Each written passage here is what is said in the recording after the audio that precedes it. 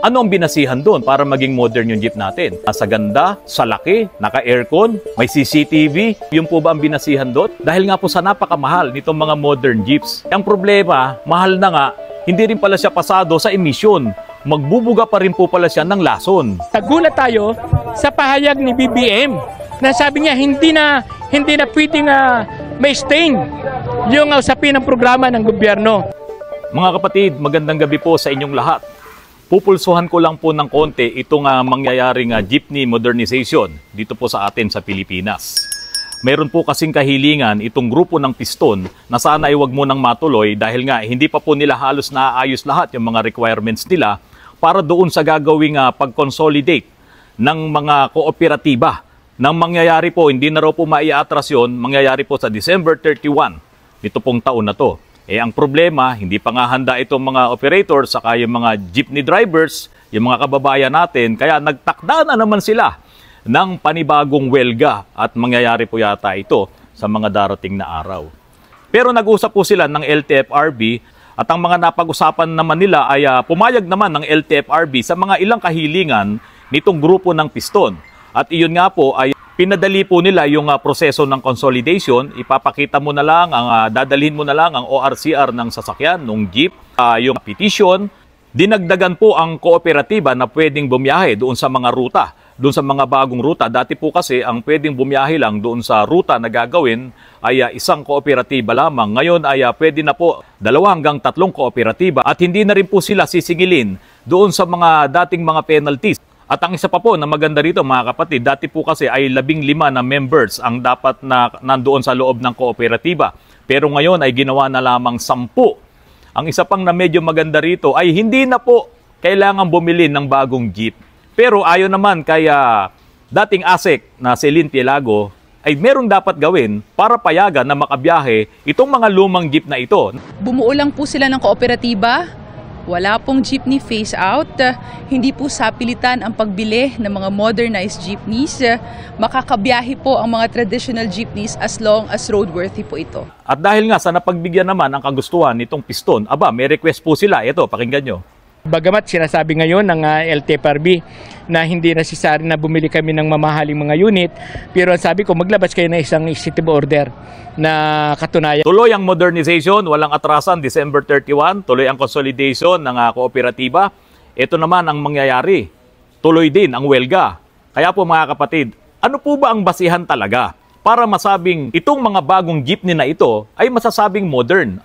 Mga kapatid, marami-rami na rin po yung mga jeepney na ito na bumabiyahe sa ating mga kalsada at makikita nyo nga para siya minibus. Pero ito po ay mga jeepney, Euro 4. Ngayon, ano po ba ang Euro 4 compliant? Kailan po ba nagsimula ang Euro 4? Ito po ay nagsimula noong 2005.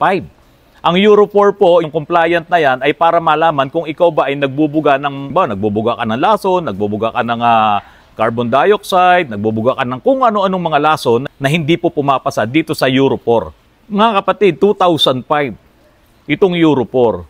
So masasabi po ba natin ngayon na itong mga modernized jeep na Euro 4 ay modern? Kasi 2005 pa po itong Euro 4 yung po bang Euro 4 ay pasado sa emission? Dahil habang lumilipas po ang panahon, mas lalong dumadami yung mga sakit, mas lalong dumadami yung mga problema. Ito po bang Euro 4 ay pasado dito sa emission? Hindi po mga kapatid. Kaya po ang ginawa noong 2013 ay inilabas naman po itong mga Euro 5 compliant na mga sasakyan. Lahat po ng mga sasakyan na yon ay nilagyan ng bagong tambutso. At yung tambutso na yon, mula doon sa catalytic converter, nagkaroon ulit ng sumunod yon. Ito nga po yung diesel particulate filter. Yung diesel particulate filter, ang sinasala niyan ay yung inilalabas niyan, yung diesel particulate matter, yan yung mausok, yung maitim. Na nakikita nyo na inilalabas ng mga diesel engine, yun yung maitim. Sasalain po yan doon sa diesel particulate filter. At susunugin yan doon mismo. Yung canister na yun, susunugin yun, naglagay sila ng additional na injector para sunugin yung mga DPM na yun, diesel particulate matter. Iyon po, masusunog yun at ang lalabas na lang ay safe ng araw. Wala na po yung maitim na usok. Kaso ang problema mga kapatid, dahil sa sobrang init na pagsunog doon sa diesel particulate matter sa loob ng filter na yon, nag-produce naman to ng napakadaming nitrogen oxide. NOx, NOx. At alam nyo po ba mga kapatid kung ano po ang nagagawa ng NOx? Ito po yung lason na nagkokos ng mga respiratory illnesses. Carcinogenic po ito. At ito nga po ang sabi ni Senator Pia. I don't need to show you the numbers because many of you in the hall and our staff and those watching have children who suffer from pulmonary conditions which are caused by unsafe environmental standards, particularly the lack of clean air. So lahat ito affected by this modernization program, and unless we really have the political will to ensure that the budget necessary to help the jeepney drivers transition to more modern and sustainable models. Alam po ni Senator Pia na itong mga hindi pumapasa sa emission ay magbubunga po ng mga sakit. Magkokosto ng mga cancers at iba pang mga illnesses, lalong-lalo na sa ating mga baga, sa ating respiratory. Ngayon mga kapatid, parang hindi yata nabulungan si Senator Pia na yung Euro 4 ay hindi po pasado sa emission. Ngayon, itong modernized jeep po natin ay Euro 4. Kaya nga po, nung nalaman yan, nakita nila yan, Euro 4 bagsak, ginawa nila yung Euro 5. Kaso, nung nagawa yung Euro 5, bumagsak pa rin dahil nagbuga naman to ng NOx. So, ang ginawa nila, naglagay na naman sila ng panibagong canister, panibagong tambutso. Doon naman ngayon dadaan yung NOx at gagamitan na po ito ng NH3, ammonia. Kailangan magbubuga naman po ngayon ng ammonia papunta doon sa tambutso na to. Ito po yung tinatawag na SCR, yung Selective Catalytic Reduction. So pagbuga po ng ammonia doon, yung mga NOx na dadaan doon ay masasala na at ang lalabas na lang tubig. Yan po yung nandoon sa Euro 6. Kaya po mga kapatid, kung sasabihin natin, ang pagbabasihan natin, ang modernized na jeep, kailangan ay para maging modern ka, sabi nga ni Senator Pia, kailangan ay hindi ka na nagbubuga nitong mga laso na to dahil nga nagkokosto ng sakit sa lahat ng tao na makakasagap nitong ibinubuga, nitong modern jeep na to, itong Euro 4. Paano pong mangyayari? I don't have to show videos para ma-envision nyo po ang tambutsyong itim na naglalabas ng usok na itim sa mga kalye natin. Hindi pa rin po pasado itong Euro 4. So, magiging modern po ba ang isang sasakyan kung ikaw ay nagbubuga ng lason? Kaya kung susumahin po natin mga kapatid, yung mga jeep, mga lumang jeep, Sarao, Malagenia, Francisco, at kung ano-ano pang mga modelo ng mga jeepney na talaga ng mga Pilipino lang po ang gumawa niyan. Sumikat yan sa buong mundo. Halos lahat po yan ay hindi pa nga nakaabot doon sa Euro.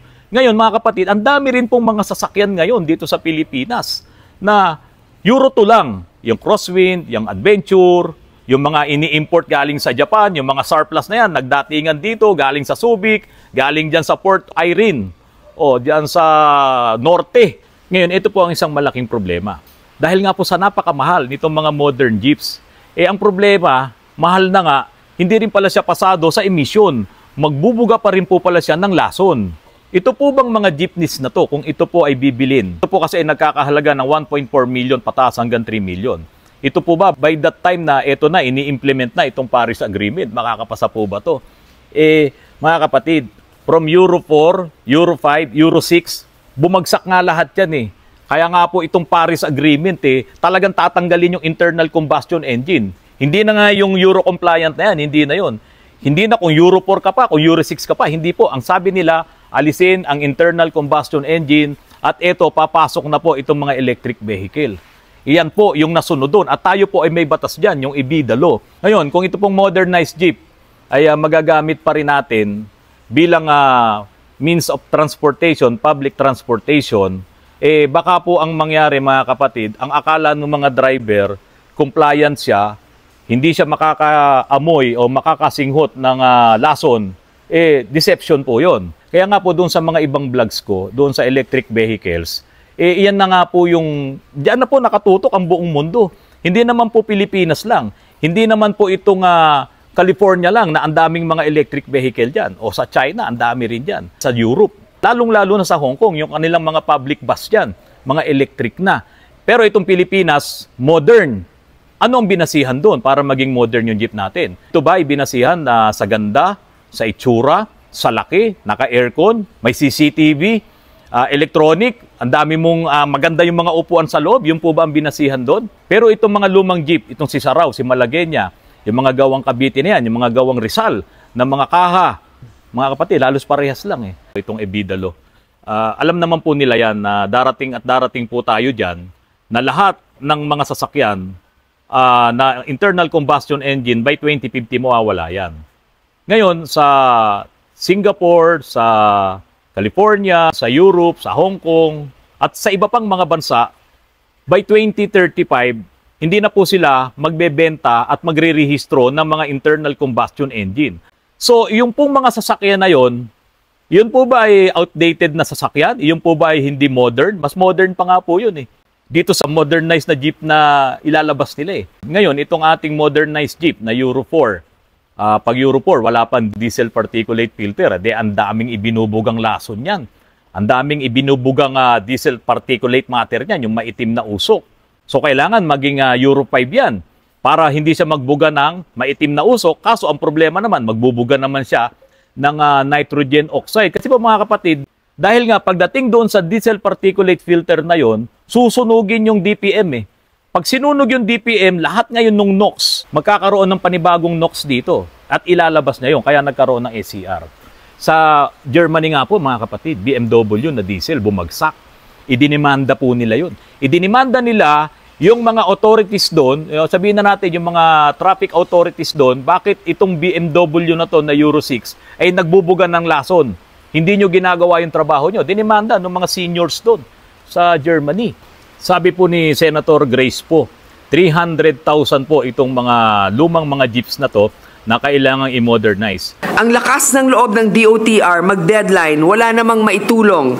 Ang 210,000 pesos na subsidy ay 8.4% lang sa 2.5 million na presyo kada modern unit.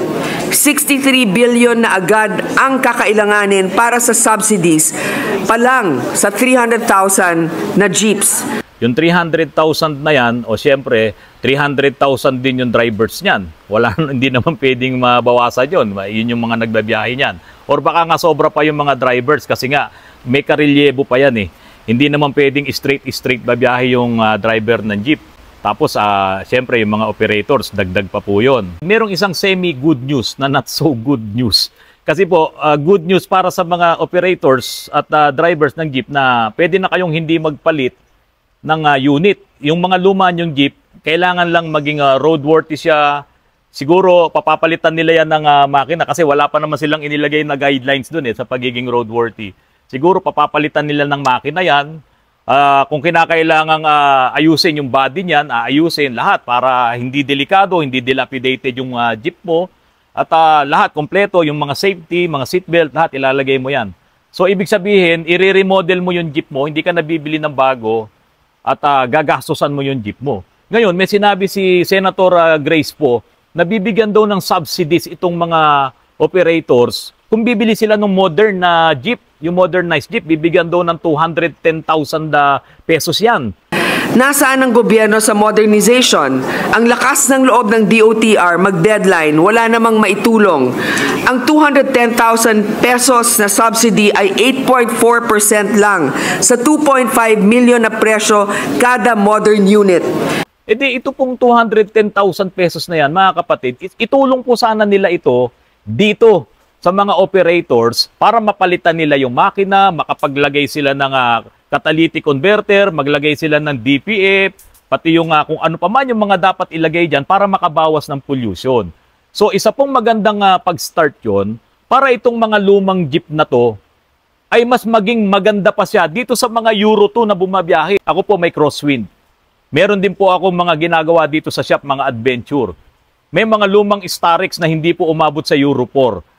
Ang dami po nila dyan, mga sasakyan na galing sa Japan, na surplus sa Korea at ibang bansa pa na pinanggalingan yan. Hindi naman po yun Euro 4. So itong mga jeep natin na talagang hindi naman nakapasa kahit Euro 1, yung ibibigay nilang tulong dito sa mga operators at mga jeepney drivers, yung subsidy na yan, mga kapatid, napakalaking bagay nung 210,000 pesos na yan para magamit nila sa pag-remodel ng kanilang mga jeepneys. At sa ganung paraan, makabawas din po yan ng pollution. Kaya po mga kapatid, walang po sanang magagalit sa akin yung nag-implement nitong modernization. Tama po yung gusto nyo. Kaya lang po, kung babasihan po natin, itong Euro 4, para maging modern ang sasakyan mo, hindi yung itsura lang. Kasi kahit pangit ang sasakyan mo, kung hindi nagbubuga ng laso niyan, kung yan po ay talagang makakatulong sa environment, iyan po yung the best. Ang mangyayari lang naman po yun kung naka-electric vehicle ka, or naka-fuel cell ka, or naka-hydrogen ka. Kasi nga po, Euro 1 to Euro 6, bagsak po lahat yan. Nagbubuga po sila ng lason. Napakalaki po ng inaambag po nila sa pollution. Hindi na po yan mababago, hindi na po yan mapipigil. Kaya nga po, ang lahat ng mga bansa ay nagsama-sama dito sa Paris Convention at iyan po ang kanilang tinutukan. So, para maging modern ang sasakyan mo, siguro ang hinahanap na lang dito ay para maging maganda. Kaya po, tama yung desisyon ng LTFRB na wag na lang magpalit ng jeep, pagandahin na lang yan. At kung maaari, tulungan natin sila na makabili ng mga modelong makina, yung hindi na mag-uusok ng marami, makabawas man lang tayo. At kabitan po yan ng catalytic converter. Kasi sa US nga po, pag wala kang catalytic converter, madidimanda ka, makakasuhan ka. Kaya doon, ninanakaw ang catalytic converter doon. Ngayon, kung sira ang catalytic converter mo, pagdating mo sa emission at bumagsak ka, hindi mo magagamit ang sasakyan mo. Kailangan muna na ipaayos mo yun. Kaya dapat itong modernization ng jeepneys, ilagay po yan, catalytic converter. Huwag pong kalimutan yan. Kung kaya ang DPF, yun nga lang, magpuproduce ka naman ng nitrogen oxide. Sige, dito na lang muna tayo sa catalytic converter. Pinagsasamantalahan na ang mga driver na kapit sa patalim na dahil sa kawalan ng assistance mula sa gobyerno. Itinutuloy pa rin ng DOTR ang consolidation deadline ngayong December 31 kahit mahigit 40% sa mga drivers ang maapektuhan. Mga kapatid, sa ganung pagkakataon, itong mga jeepney drivers and operators natin, kung matutulungan niya ng gobyerno, talagang magkaroon ng pamantayan na lahat nitong mga aayusin ng mga jeeps na to, kailangan palitan na nga rin po ito ng bagong makina.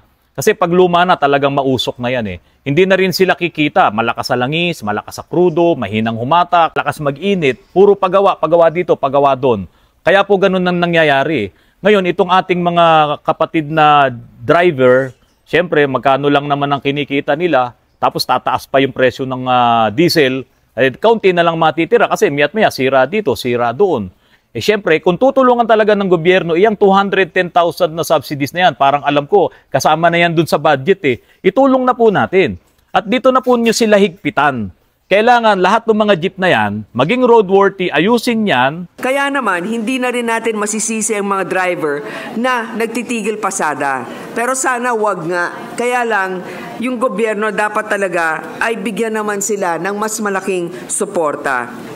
Mga kapatid, sana po, wag pong magagalit sa akin yung iba dyan, pero sana maintindihan po ng ating gobyerno na kailangan yung ating modernized jeep ay maging modern, hindi sa aspeto na yung itsura niya. Kailangan maging modern siya, yung hindi siya nagbubuga talaga ng lason. Kaya lang, kung itutulak nyo ngayon yan na Euro 4 na yan, in-overcome na yan ni Euro 5, at si Euro 5 in-overcome na rin yan ni Euro 6. Kasi nga po, bumagsak sila. Mga kapatid, sana po patuloy tayong biyayain sa ating mga buhay at magamit po natin yan sa ating mga paglalakbay. Mga kapatid, maraming salamat po. Magandang gabi po sa inyong lahat.